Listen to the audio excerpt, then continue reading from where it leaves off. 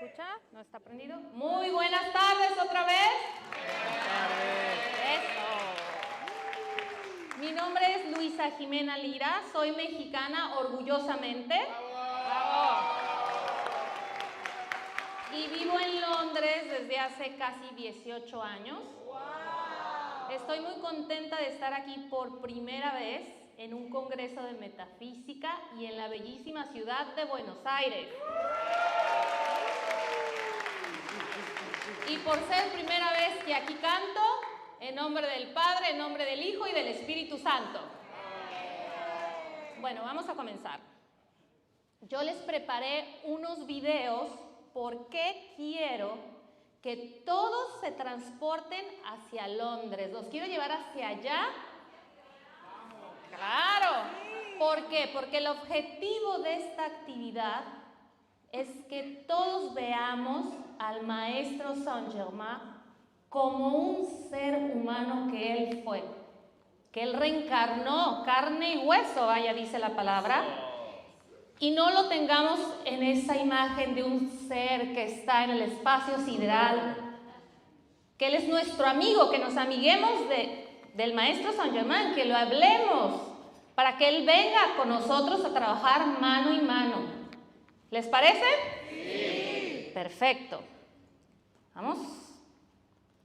Bueno, el material de apoyo, o sea, si pongo todo el material de apoyo que utilicé aquí en mis investigaciones, se nos va el tiempo de la conferencia. Entonces, rapidito, principalmente usé el audiolibro de Arturo y Merlín de Rubén Cedeño, 4 en 1 de la metafísica de Connie Méndez, varios libros de Horacio Walpole que se encuentran en la Biblioteca de Londres, la Biblioteca Nacional. Él es un historiador y encontré bastante información. También el libro del Conde de Saint-Germain de Isabel Cooper y las memorias de Madame de Ademois. Perdón, regresémonos. Las 2 enciclopedias vivientes caminantes, que son Rubén Cedeño y Fernando Candiotto. Y rápidamente agradecer a Hugo de Loya, a Damián Solmi, Fernando Arbelo, Terrapón, que está por aquí, Silvana, también Colorincho, y todas las personas, Paula Catani, que me ayudaron con las llaves tonales para mi presentación. Y especialmente a Kip Seymour, que él me ayudó a toda la edición de los videos, que son, ya los van a ver, son larguitos. Se llevó horas en hacerlos, además ayuda en las traducciones, en las correcciones de las traducciones en inglés, de la enseñanza. Él, aunque no lo sabe, también está trabajando para Saint-Germain. Es mi pareja y cuando cumplimos 3 años en nuestro aniversario, lo abandoné para irme a hacer investigaciones y él me apoyó. Así que un aplauso para él también, por favor. Bien, vamos a decir todos juntos, si les parece, las encarnaciones del Maestro Saint-Germain en Inglaterra. La primera, ¿quién es? San Albano. La segunda, el mago Merlín. La tercera, Roger Bacon. La cuarta, Sir Francis Bacon. Y la quinta, vaya, muy bien. Bueno, esto les voy a mostrar rápidamente en el mapa. Ay, no se alcanza. Por aquí está Londres,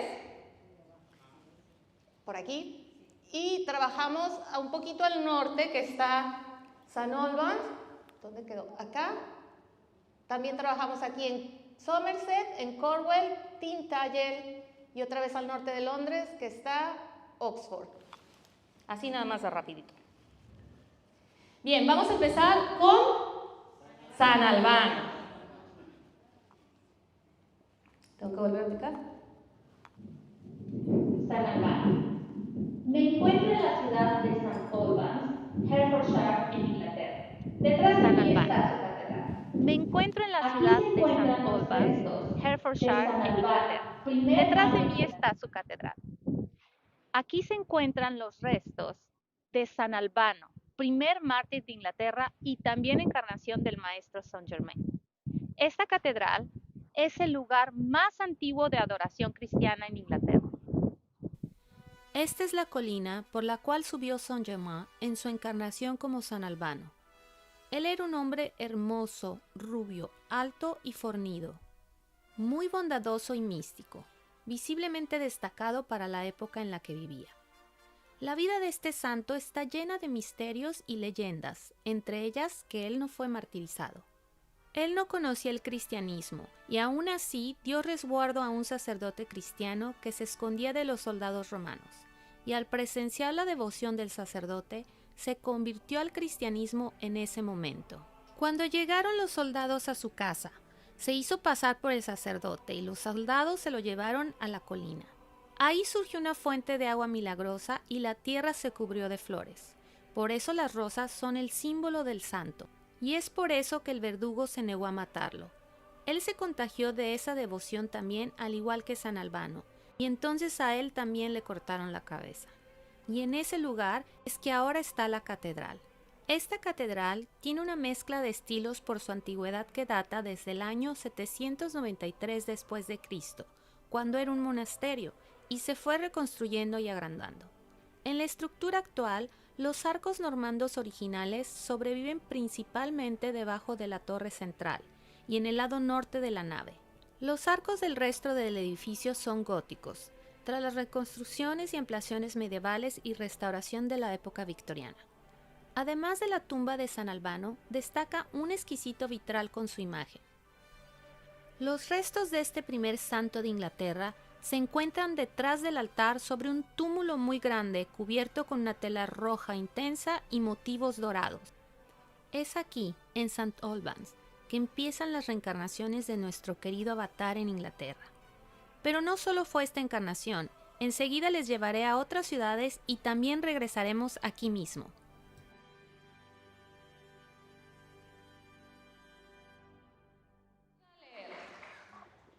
A ver, aquí Nos encontramos Juan de Dios. El acto El acto de dar vida por un desconocido es un hecho que pocas personas están dispuestas a hacer hoy en día. El hecho de que San Albano lo hiciera en esa época tiene más valor aún. Ahorita, ¿cuántas veces alguien pide un favor incómodo a veces? Y las personas a veces no estamos dispuestas a hacer ese favor. Ahora imagínense dar la vida y por un desconocido. ¡Wow! Increíble. El 22 de julio se celebra el Día de St. Albans y se hace una peregrinación muy grande y rememoran todo lo que sucedió respecto a él. Es muy bonita. Tienen que ir, decrétense su viaje a Inglaterra, chicos.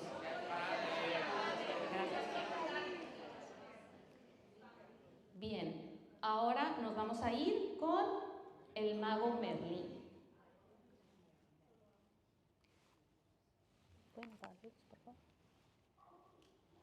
Nos encontramos en Tintagel, un pueblo mágico que se encuentra Nos encontramos en Tintagel, un pueblo mágico que se encuentra en la costa de Cornwall, Inglaterra. Y estoy en la cueva de Merlín, reencarnación del maestro Saint Germain.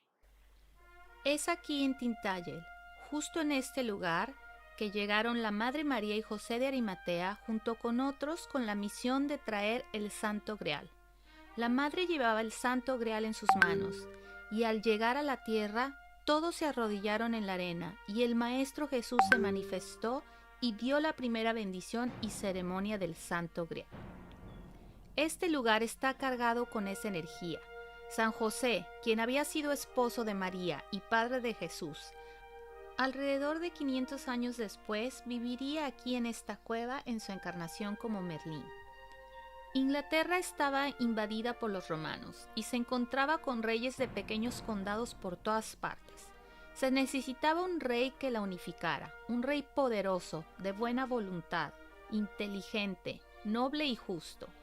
El padre ideal para este futuro rey de Inglaterra era el rey Uther Pendragon y la madre Igraine, una hermosa dama casada con Gorlois, duque de Cornwall. Un día de Pentecostés, día que se conmemora la venida del Espíritu Santo a los discípulos de Jesús, Uther Pendragon se encontraba en una fiesta con Gorlois, y al ver a su esposa Igraine se enamoró al instante. Él le pidió a Merlín que lo ayudara a tener esa mujer. Para lograr esa unión y poder procrear al futuro rey de Inglaterra, se necesitaba un poderoso acto de magia que solo Merlín podría lograr. Esa noche que debía morir el esposo de Igraine, el mago Merlín con su magia alzó su cetro violeta y le dio la apariencia a Uther Pendragon de Gorlois, para que así Igraine no lo rechazara al verlo y pensara que este era su marido y así poder procrear al futuro rey. Merlín le hizo prometer a Uther que él le tenía que entregar a ese bebé al nacer. Merlín conocía la misión tan poderosa de este niño, y así sucedió, y al nacer el niño, Merlín lo tomó entre sus brazos y lo llamó Arturo. Merlín cuidó del pequeño Arturo, asegurándose de que sus pensamientos fueran puros, cuidando su corazón, instruyéndolo todo el tiempo. Lo escondió en la cueva, salvándolo de las invasiones. Merlín con su sabiduría protegió a Arturo. Cuando él tenía 3 añitos, su padre Uther Pendragon murió defendiendo Inglaterra en una de sus invasiones. De haberse conocido la existencia de Arturo, lo habrían matado a él también.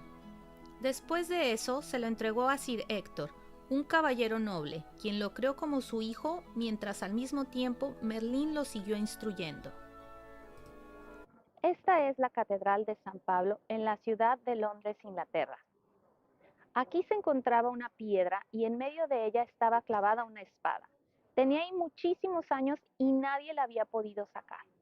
Al lado de la piedra se encontraba un letrero que decía: quien logre sacar esta espada se convertirá en el rey de Inglaterra por designio divino y nadie le podrá arrebatar el trono. Esta espada en realidad la había forjado el mago Merlín.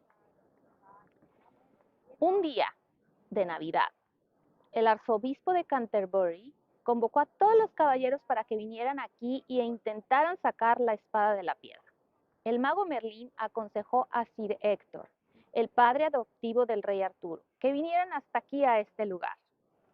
Y el único que la pudo sacar fue naturalmente el rey Arturo, el propietario verdadero de la espada. Él alzó la espada al aire y gritó ¡Excalibur!, porque él reconoció su nombre. En ese momento se convirtió en el rey de Inglaterra, aunque solo tenía 15 años de edad. El rey Arturo fue un gran héroe, hizo cosas grandiosas gracias al consejo de Merlín. Cuando Arturo usaba Excalibur, salía una luz de ella que cegaba a todos los enemigos sin necesidad de matarlos, ya que esta luz los hacía retroceder. Merlín usaba su magia para proteger a Arturo de sus enemigos y siempre estaba presente en los consejos de la mesa redonda. En una ocasión, un caballero oscuro llamado Peliñor atacó al rey Arturo y rompió Excalibur. De no ser por la magia de Merlín que detuvo a Peliñor, éste lo hubiera matado. Merlín curó a Arturo de sus heridas y lo llevó junto al lago, donde la dama del lago Viviana reparó a Excalibur. Peliñor, arrepentido, le pidió perdón a Arturo, y él, como todo ser noble, lo perdonó y lo convirtió en uno de sus caballeros. El rey Arturo se alió con el rey Leodegrance para luchar contra el enemigo invasor y lograr la consolidación de Inglaterra. Y después de una de las batallas para celebrar su victoria, Leodegrance dio una recepción en la cual Arturo conoció a su hija Ginebra. Él se enamoró perdidamente de ella al instante. Merlín le dijo a Arturo que Ginebra le pertenecía a otro caballero llamado Lancelot y que aparecería en un futuro, pero Arturo no hizo caso y se casó con Ginebra. El rey Arturo se estableció en Camelot, donde tenía su castillo y la mesa redonda como objeto principal. Merlín le consiguió caballeros nobles de buen corazón, sinceros y compasivos para formar la orden de los caballeros. Uno de ellos fue Sir Galahad, y su pureza era enorme. En una ocasión, Sir Galahad un día fue a la isla de Avalon, donde en una gruta con agua cristalina encontró el Santo Grial. Justo ahí lo había dejado él en ese lugar, en su encarnación como José de Arimatea, junto a la Virgen María. Ahí donde lo depositaron también se encuentra un espino que surgió de la vara que él plantó. Sir Galahad se llevó el Santo Grial hacia Camelot para que todos los caballeros sedientos de buena voluntad saciaran su sed. Después de cada batalla, el rey Arturo bebía del Santo Grial y se saciaba del elixir que emanaba de ahí. El Santo Grial se encontraba siempre en la mesa redonda. Arturo gozó de mucha protección y buena magia de Merlín. Un día apareció Lancelot, y Arturo lo recibió por ser hijo de Sir Benwick, a quien Arturo apreciaba mucho, y lo convirtió en su caballero. Al verlo, Ginebra se enamoró de él, y este amor fue mutuo, tal como Merlín lo había predicho. Morgana y Morcadés eran las medias hermanas de Arturo, hijas de Igraín y Gorlois. Ellas tenían mucho odio contra su medio hermano. Arturo tuvo un hijo producto del amor incestuoso con Morcadés y se llamaba Mordred. Merlín le predijo a Arturo su muerte a manos de Mordred. Él llegó a formar parte de los caballeros de la mesa redonda, pero siempre causó conflicto en Camelot. Un día Mordred planeó que el rey Arturo se ausentara de Camelot, propiciando así que Ginebra y Lancelot pasaran la noche juntos. Esto causó la ruptura de ese matrimonio. Un día estaba siendo juzgada Ginebra y Lancelot apareció en su caballo blanco y la rescató. Se la trajo a vivir aquí, a la Torre de Londres. Tiempo después, ella se fue a vivir a un convento donde pasó varios meses hasta que el rey Arturo murió. Mordred, Morcadés y Morgana, unidos por el odio hacia Arturo, conspiraron a acabar con él. Y aprovechándose de cualquier descontento que algunos caballeros tuvieran contra Arturo, juntaron un ejército, derrocharon el dinero de la corte y propiciaron una batalla en Camlan. Tal como el mago Merlín le predijo a Arturo, Mordred lo hirió mortalmente. En su lecho de muerte, Arturo mandó a su caballero, Sir Bedivere, a lanzar a Excalibur al lago donde Viviana la tomó y la hundió. Arturo, agonizando, fue llevado a la isla de Avalon por Morgana, que arrepentida de sus errores, decidió llevar a su medio hermano hacia Merlín. Él lo estaba esperando con el Santo Grial, y se lo dio de beber por última vez. Después, el Santo Grial fue escondido aquí en este lugar, que se conoce como Chalice Well. El mago Merlín llevó el cuerpo de Arturo a la cima de Avalon. Ahí mismo, en esa cima, se encuentra el retiro etérico del Santo Grial. El mago Merlín alzó su cetro y cubrió Avalon con una blanca nieve, y decretó que un velo de misterio y leyenda envolviera su vida y la del rey Arturo. Y es por eso que sus vidas son consideradas leyenda y nadie sabe con certeza qué pasó. Las vidas del mago Merlín y el rey Arturo permanecerán así, ligadas a través de la historia por los siglos de los siglos. ¿Están despiertos? Sí, ¿verdad? Les Porque saluda apagué las desde luces para que vieran Winchester, mejor. No se me vayan a dormir, ¿eh? Despiertos. A ver un... ¡Sí! Perfecto. Merlín. Perfecto. ¿Quién me ayuda a leer? Aquí, vamos, Marcelo, por favor. Gracias. El mago Merlín. Merlín le compartió a Arturo sus conocimientos, entre ellos la transmutación y el derecho de conciencia. Esto se puede ver cuando Excalibur se rompió y Viviana, la dama del lago, se reparó. También cuando Merlín le advirtió que Ginebra no le pertenecía sino a Lancelot. Al igual, aprendió el perdón y orden ceremonial, cualidades del rayo violeta. La reparó, era. Sí. Perfecto. ¿Quién me ayuda a leer ese? A ver, Héctor, que está ya leído. Por favor. Mesa redonda. Merlín le regaló a Uther Pendragon una mesa una mesa redonda muy significativa y con poderes mágicos, que hacía que todos los que se sentaran juntos... Vamos a volver a hablar de ella en un poquito más adelante. Bueno, ahí está la tumba de Ginebra y del rey Arturo, que se encuentra en la abadía de Glastonbury. Y este es el Santo Espino también. En el video pudieron ver que había 2 ovejitas ahí y está. Ese es el primero que plantó. Y sobre ese plantaron por varios lados de ahí, cerca de ese lugar, y solamente se da en Israel y en Inglaterra. ¿Por qué se considera leyenda? ¿Alguien puede decir qué es la diferencia cuando es considerado leyenda a un hecho histórico? Vamos acá a nuestro fotógrafo oficial. Bueno, se considera leyenda y no hecho histórico porque no hay evidencias físicas o documentales que sustenten lo que se cuenta. En este caso, tenemos lugares que son considerados patrimonio de Inglaterra, pero no tenemos un documento, digamos, histórico que se haya legalizado, que se haya dado fe de que realmente sucedió, porque como mencioné en el video, eran pequeños condados, eran todos pueblitos, había muchos reyes, pero eso no quiere decir que no haya sucedido. Esa es la cuestión.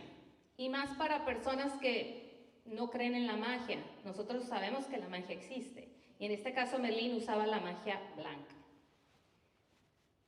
Bueno, vamos adelante con, ¿se acuerdan quién era él? Roger Bacon.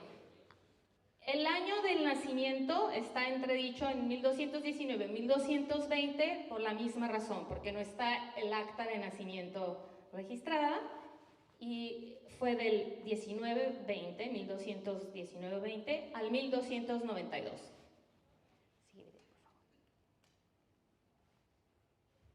Les saludo desde Ilchester, Somerset, Inglaterra. Nos encontramos dentro de la iglesia Santa María Mayor. Aquí se encuentra, como pueden ver en mis espaldas, una placa conmemorativa del nacimiento de Roger Bacon, reconocida encarnación del maestro Saint Germain. Roger Bacon, conocido como Dr. Mirabilis, nació en Ilchester, Somerset, Inglaterra, en el año 1294. Roger era un niño muy despierto y adelantado para su época. Su padre, un granjero muy adinerado, y quería que su hijo varón se dedicara a llevar el arado. Pero a Roger lo único que le interesaba era estudiar. Lo llevó donde el cura del pueblo, quien lo aceptó gustoso, pero pronto se formó tal conflicto entre el padre, el hijo y el cura, que Roger se fugó de su casa y fue a refugiarse en un monasterio franciscano, donde pudo entregarse a sus estudios. Él después fue enviado por los monjes a Oxford. Su alma mater fue la universidad de esta ciudad. Años más tarde se fue a París. Roger estudiaba las ciencias ocultas y pronto adquirió grandes conocimientos en esta área. Se dio a conocer por siempre como el frater del ocultismo. En compañía de Alberto Magno, obispo de Ratisbon, alquimista, cientista y mago, y el tutor de este, Tomás de Aquino, sabio logista, severo metafísico y mago, practicaban la alquimia. Además de esto, Roger Bacon se destacaba en química, matemáticas, astronomía, metafísica, biología, con especialización en la multiplicación de las especies, en ingeniería, construcción y ciencias mecánicas, por las cuales anunció la posibilidad futura de barcos sin remos, de coches sin caballos, de máquinas para volar, que luego fueron un hecho. Ahora me encuentro en el Museo de Historia de la ciudad de Oxford. Es en esta ciudad donde Roger Bacon pasó muchos años de su vida estudiando en su universidad y haciendo sus investigaciones. En medicina mereció el título de Doctor Mirabilis por su obra De Mirabilis Potestate, Artis et Natura. Descubrió los lentes convexos para telescopios y formuló algunos de los primeros planteamientos para corregir la presbicia. Fue el primero en proponer la reforma del calendario juliano. Estudió la luz y algunos fenómenos relacionados con esta, como el arco iris. Su nombre será siempre asociado con la pólvora que él ayudó a descubrir. Aunque la pólvora se inventó y describió por primera vez en China, Bacon fue el primero en Europa en registrar su fórmula. Sus experimentos en la química lo llevaron, por supuesto, a investigar la piedra filosofal, y de ahí la purificación del oro, y al elixir de vida solo había un paso. Por efectos de la purificación del cuerpo, Con la ayuda de ciertas hierbas apropiadas y un conocimiento de los astros, compuso el líquido que luego, cuando actuó en la corte de los Luises, mencionó como razón de su longevidad. Roger Bacon era un luchador de la libertad de pensamiento, y en una era de tanta ignorancia, todas estas cosas eran vistas con profunda sospecha. Por eso fue perseguido junto a los hermanos de su propia orden, quienes al fin lo echaron por rebelde y revolucionario. Roger insultó a todo el mundo, inclusive a Alberto Magno y a Tomás Aquino, a quienes catalogó de ignorantes e iletrados en filosofía y metafísica, como también a sus confráteres, los dominicos y los franciscanos. Él puso considerable énfasis en el empirismo y por eso ha sido representado como uno de los primeros pensadores que propusieron el moderno método científico. La obra principal de Bacon, el Opus Maius, fue enviada al Papa Clemente IV, a Roma en 1267, a petición del mismo Papa, el cual Roger apeló por haber sido expulsado de la orden franciscana. Después de tanta conexión con órdenes y países de lengua latina, ya no escribía en otro idioma que el latín, y a pesar de grandes problemas económicos, logró terminar sus obras, Opus Maius, Opus Minus y Opus Tertium. Estas obras encontraron favor con el Papa Clemente IV y le fue permitido regresar a Oxford para continuar sus estudios científicos. Ahí escribió un compendio de filosofía en el cual manifestaba el error entre las relaciones de la filosofía y la teología. Esto desagradó tanto a las autoridades eclesiásticas que lo encarcelaron y le quemaron todos sus libros. Roger Bacon estuvo encarcelado durante 14 años. Fue al fin puesto en libertad, pero murió 2 años después, en el año 1294. Con relación a su tiempo, el nivel intelectual de Roger Bacon era de suma altura. Él fue el primero en propugnar que la observación y la experimentación eran indispensables para alcanzar conocimientos científicos en las ciencias naturales, o lo que es lo mismo, que no se pueden estudiar los fenómenos psíquicos sin experimentarlos. Cuando comenzamos a hablar de la vida de Roger Bacon en Ilchester, Somerset, se encontraba una placa conmemorativa. Curiosamente, aquí, donde se encuentran sus restos, también existe otra placa. Es aquí, en la ciudad de Oxford, en su amada Inglaterra, que Roger Bacon termina esta encarnación. Almas valientes y estudiosas como la de nuestro amado maestro se encargaron de enseñar la verdad a través de los tiempos, así acercándonos a la luz.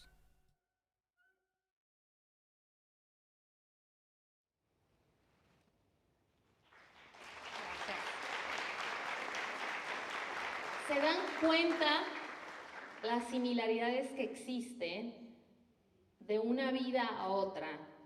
La rebeldía, el querer acercarnos a la luz. Y aquí ya se empieza a hablar del método científico. ¿Quién se acuerda en qué otra encarnación se le considera también como el padre del método científico? Sir Francis Bacon. Así es, Sir Francis Bacon.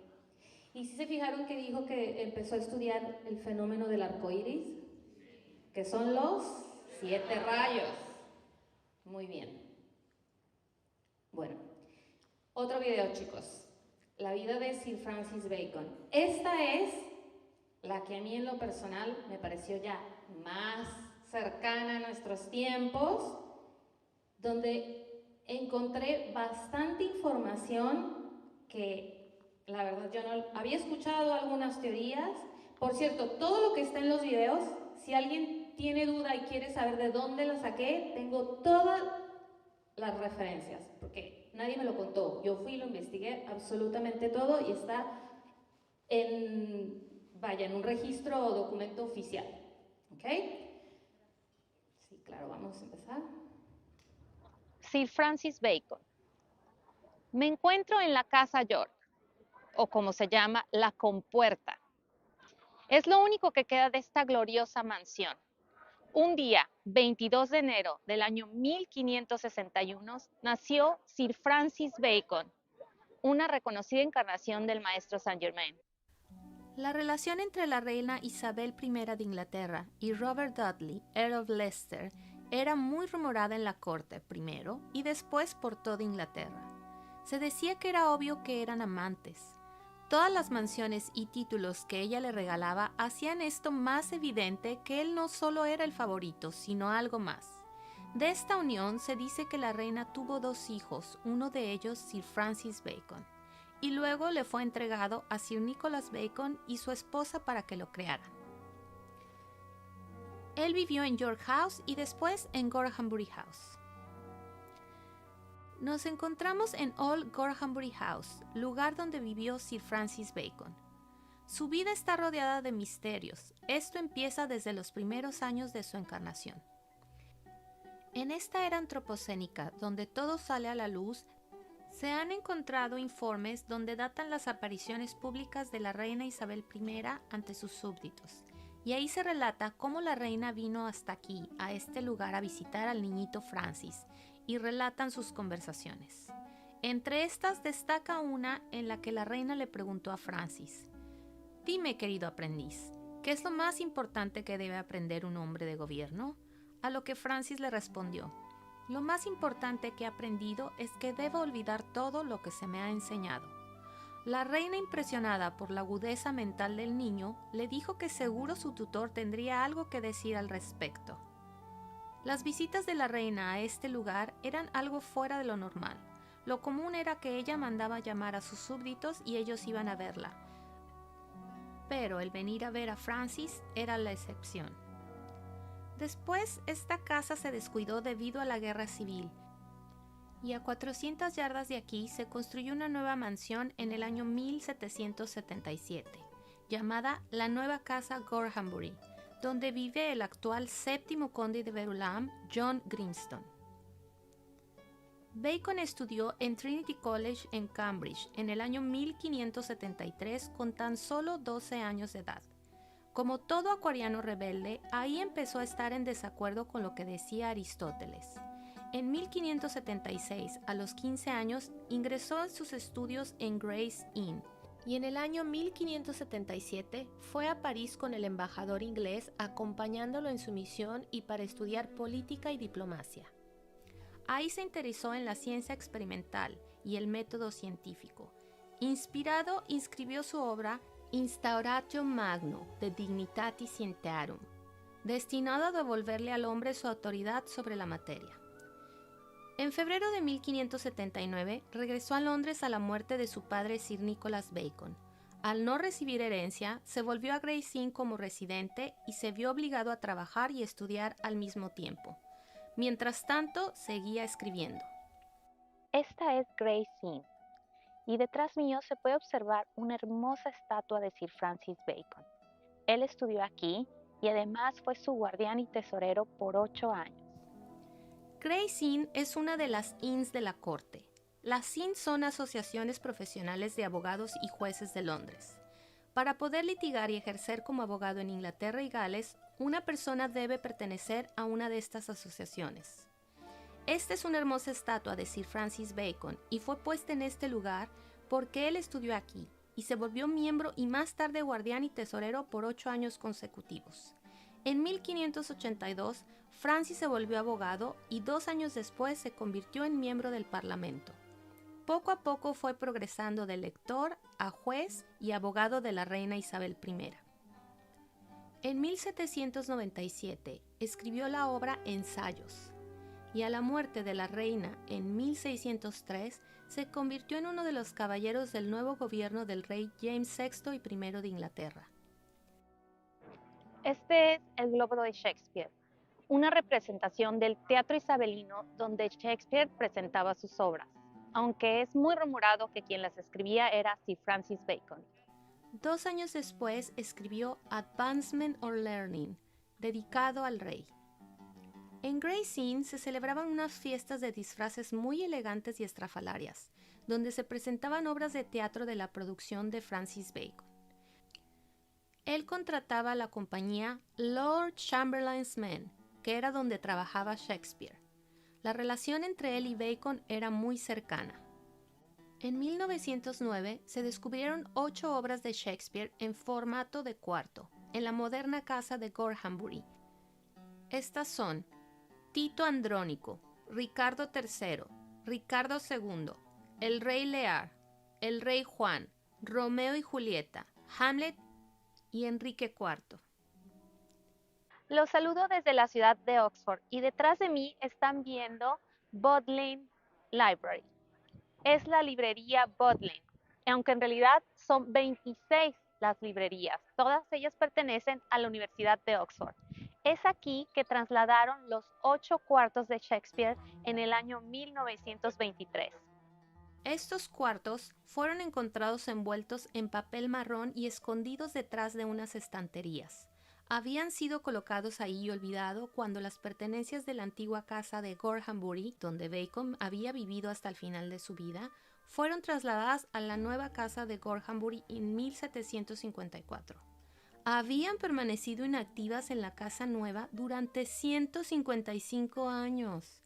Los originales se guardaron ahí hasta 1923, cuando la biblioteca Bodleian intervino para cuidarlos y frenar su deterioro. En 1609 publicó su obra De Sapientia Veterum. Después, en 1613, se convirtió en procurador general y fiscal. Un año después escribió La Nueva Atlántida, que no se publicó sino hasta 1626. En marzo de 1617 se le nombró señor guardián del Gran Sello y un año más tarde fue nombrado barón de Verulam. En 1619 escribió su obra Novum Organum. Un año después fue nombrado vizconde de St. Albans. En 1625, a la muerte del rey James VI y I de Inglaterra, su hijo se convirtió en el rey Carlos I de Inglaterra y Bacon siguió en servicio. Bacon era tan brillante que muchos lo admiraban y querían mucho, mientras que otros le tenían envidia. Y un día intrigaron en su contra acusándolo de haber recibido sobornos. Él reconoció haber recibido regalos, pero aclaró que estos nunca afectaron su juicio. Aún así, él renunció al sello y cargo como guardián, pero además de eso lo encarcelaron. Es aquí, en la Torre de Londres, que un 22 de febrero de 1621, Sir Francis Bacon fue encarcelado gracias a las intrigas de sus enemigos. Pero tan solo unos días después, él salió victorioso de aquí, ya que el rey James I de Inglaterra lo liberó. Bacon siguió escribiendo hasta el final de su vida. En la adversidad mostró paciencia, vigor intelectual intacto y fortaleza. Finalmente, en marzo de 1626, conduciendo un día cerca de Highgate, un distrito al norte de Londres, decidió por impulso descubrir si la nieve retrasaría el proceso de putrefacción. Detuvo su carruaje, compró una gallina y la llenó de nieve. Le sobrevino un repentino escalofrío que le provocó bronquitis y murió en la cercana casa del conde de Arundel el 9 de abril del 1626. Como él mismo indicó en su carta escrita en su lecho de muerte a su amigo el conde Arundel, él murió por la ciencia, en los brazos de su amigo Julio César, Master of Rolls. Iglesia de San Miguel. Me encuentro en la iglesia de San Miguel, donde está la tumba de Sir Francis Bacon. El maestro Saint-Germain contó en uno de sus discursos a sus estudiantes cómo siguió su propio funeral como Sir Francis Bacon en forma física y viviente en el cuerpo de una mujer. Tal vez aquí termina la historia de Sir Francis Bacon, pero no su legado. Se dice que esta tumba está vacía y que aquí solo está el epitafio. Su vida comienza con un velo de misterio y termina así igual, típica característica de nuestro amado y misterioso maestro Saint-Germain.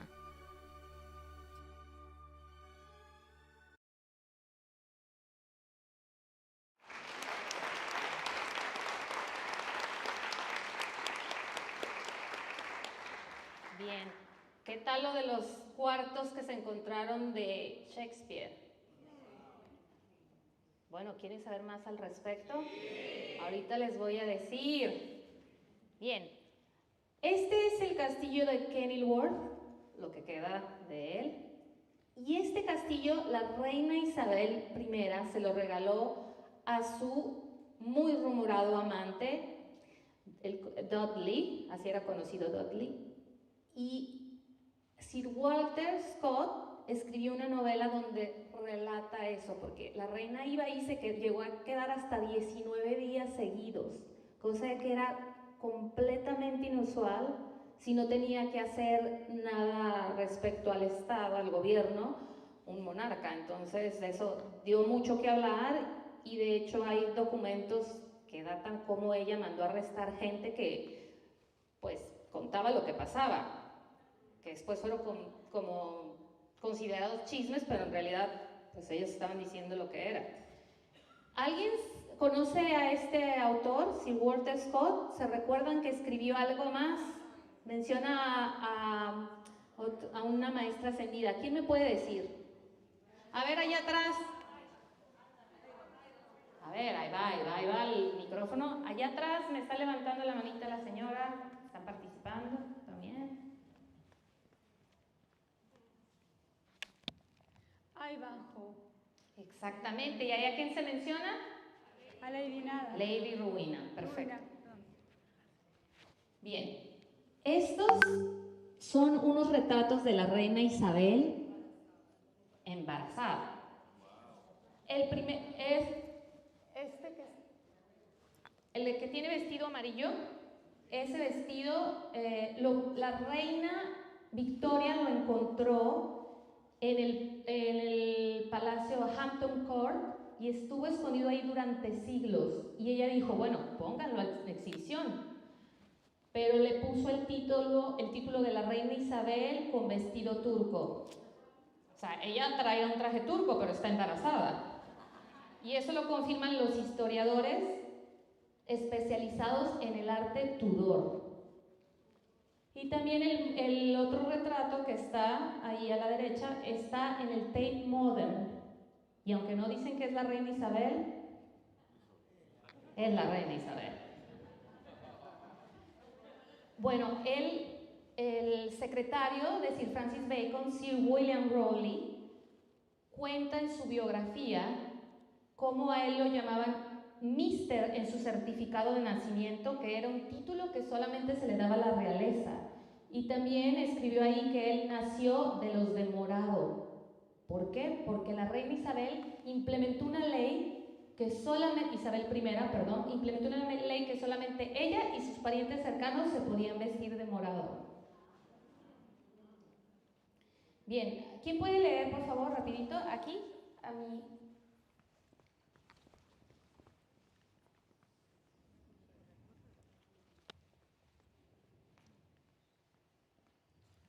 Gracias. En Gray's Inn se celebran unas fiestas enormes de disfraces donde se presentaban obras de teatro de la producción de Bacon. El nacimiento de Merlín, 1583. La desgracia de Arturo, 1587. Thomas Hughes, Francis Bacon. La conferencia del placer, 1592. Orden del Casco o del Príncipe Purpol, 1594. Ceremonial que rinde homenaje a los rituales masónicos. Y entre estas fueron escritas o por Francis Bacon o William Shakespeare. Bien, este documento que ven ahí se encontró en el año 1867 en Northumberland y ahí es el único documento que se encuentran los dos nombres ligados, es decir, Francis Bacon y William Shakespeare. Y también escribe ahí el mismo autor, y ese era un documento que pertenecía a Sir Francis Bacon. Y él escribía en códigos, ahí dice Lord Bacon, en la obra de la tragedia de Richard III, que es una obra de William Shakespeare. Bueno, en Gray's Inn, en el año 1597, se encontraron los registros que él plantó árboles ahí, se le pagaron 7 libras en aquel entonces. Entonces uno puede ir a los jardines y abrazar los árboles que el maestro Saint-Germain plantó.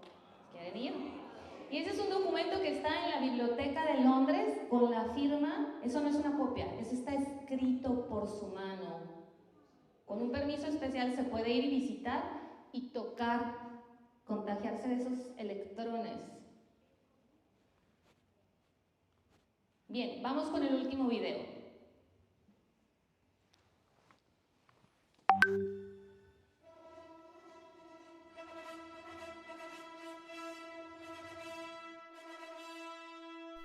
el conde Saint-Germain.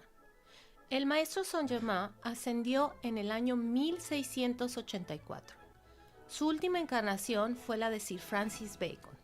Cuando él vino como hijo de Ferenc Rákóczi II, ya era un maestro de sabiduría. Hungría se encontraba en guerra y él, por ser el heredero al trono del principado, debía ser escondido. Su padre fingió su muerte y lo envió a Florencia con Giangastoni Medici, quien se convirtió en su padre adoptivo.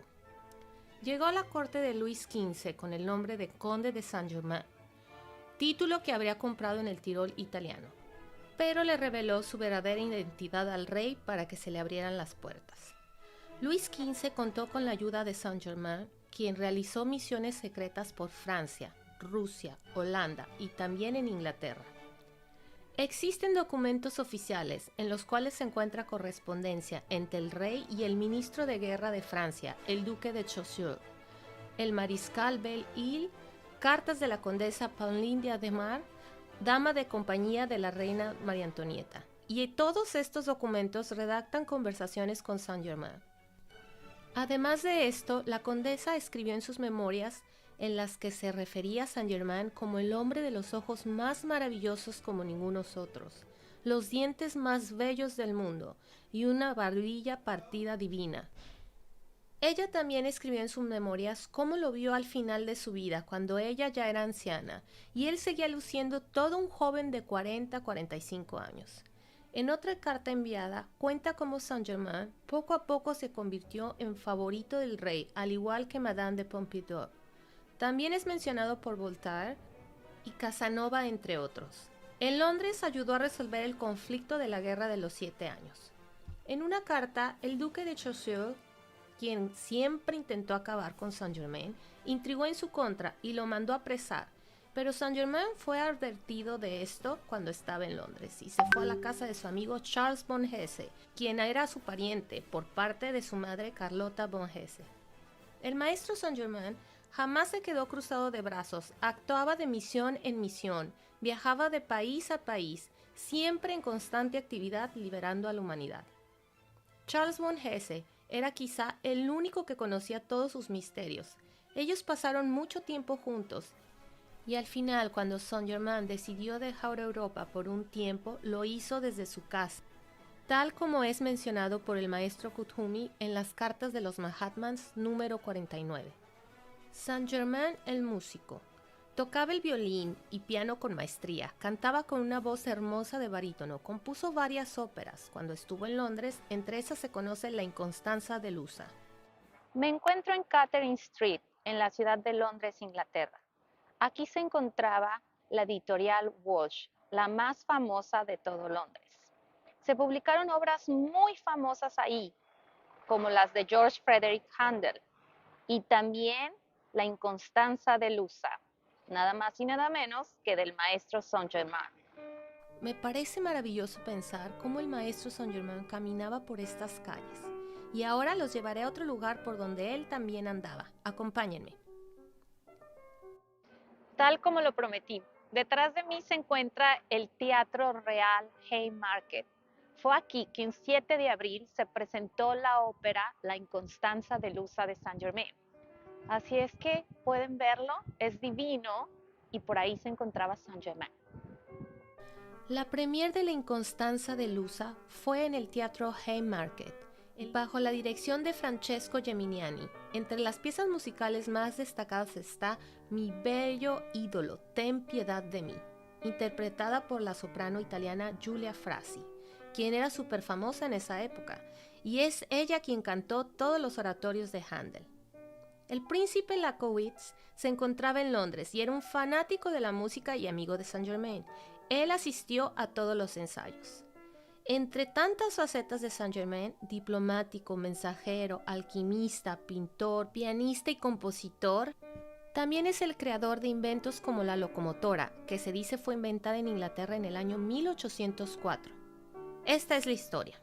Remontémonos entre el año 1788 y 1790. Viena era un gran centro de los Rosacruces y Saint-Germain era muy conocido como el Conde, el más enigmático de todos los tiempos. El bibliotecario Franz Graffer cuenta en sus interesantes escritos cómo su hermano Rudolf Graffer y él se reunieron con Saint-Germain. Rudolf llegó a sus laboratorios y ya estaba ahí esperándolo Saint-Germain, mientras leía un libro de Paracelsius.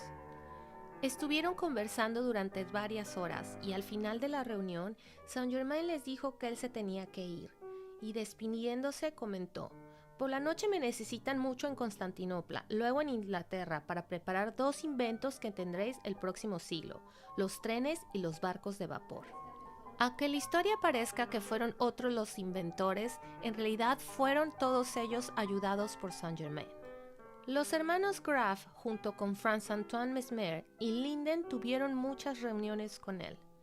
El maestro Saint-Germain sigue en Inglaterra, en los Cárpatos, en Europa, en América, en todo el mundo, trabajando por la liberación de la humanidad, deseando que lo dejemos caminar a través de nosotros. Gracias, amado Maestro Saint-Germain, por todo tu amor.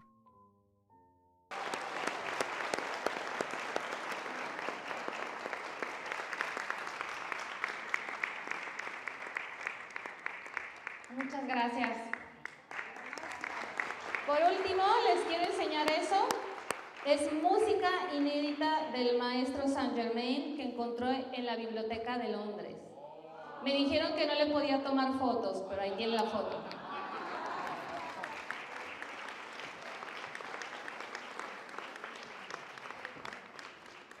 Perdóname que tuve que cortar.